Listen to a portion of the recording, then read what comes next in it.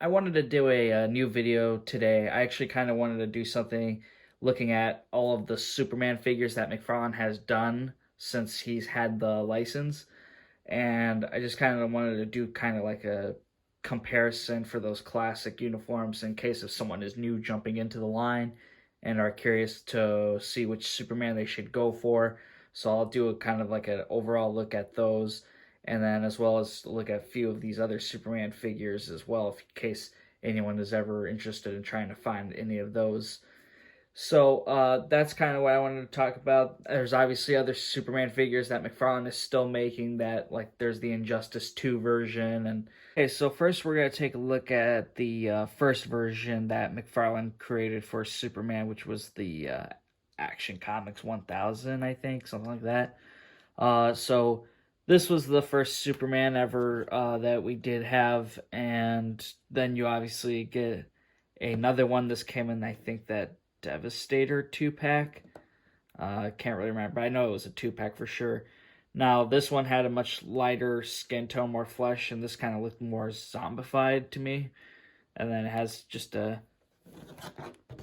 different artwork done between the two, so it's not like you can really swap parts or anything because the skin tone wouldn't match too well. But you could probably get away with it with the hands or things like that. But there's nothing really too crazy different about it. It is your second chance to basically get this body. Here's the Superman figures lined up from lightest to darkest with the colors blue. Obviously, you get that #1 appearance, the McFarlane Collector's Edition one, that's the brightest, and the DC Rebirth version, that is the darkest. And then coming into the second darkest would be the first version of the Superman.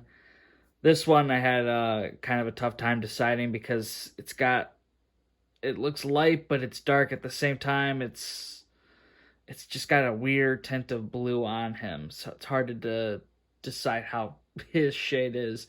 Definitely the oddest blue out of them all. Then of course you got the damaged one, and these figures are all basically the same sculpt. I mean, and also I believe this one as well. But a torso here is a little bit different compared. So there's a lot of nice Supermans here.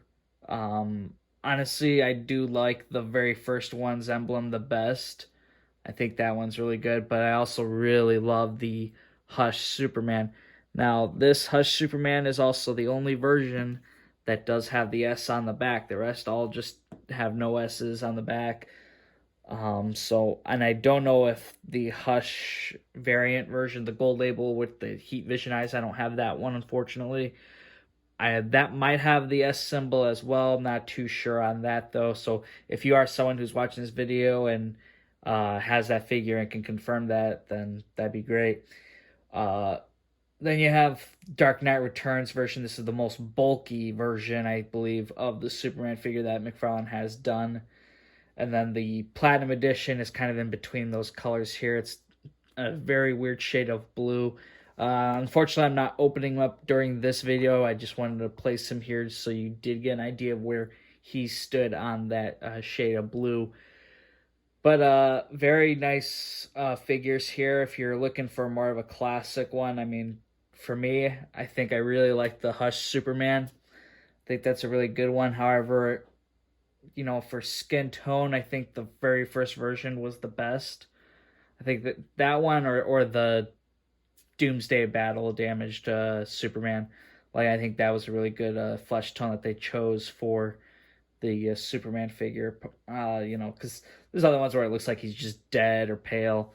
Head sculpts, some look like he has no neck.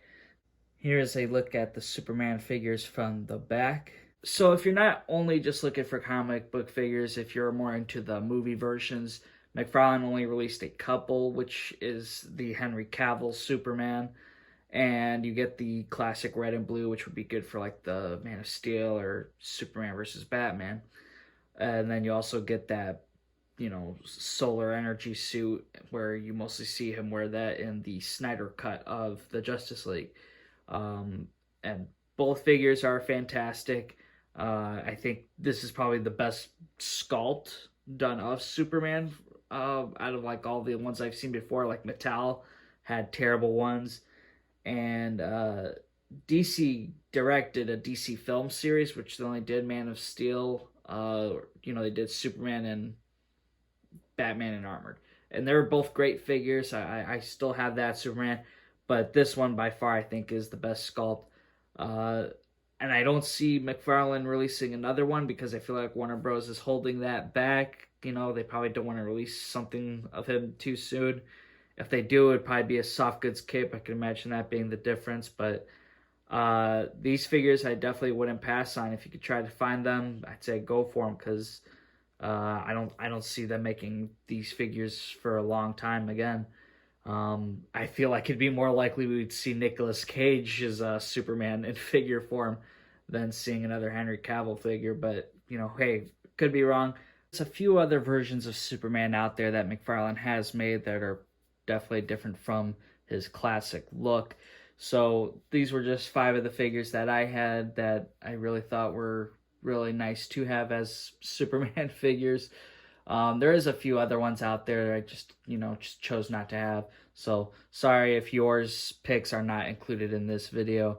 This is in no way any like ranking system, but you do have the Superman Unchained Armor one. This was one of McFarlane's oddball ones. Definitely a nice looking version of him in the metallic looking form with the red and blue. It's pretty cool.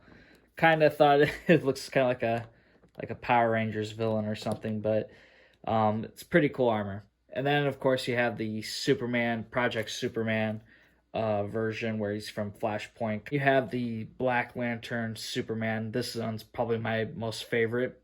If you haven't read Blackest Night, I suggest you do because it's a fantastic series. That's definitely one of my favorites for a different selection of Superman.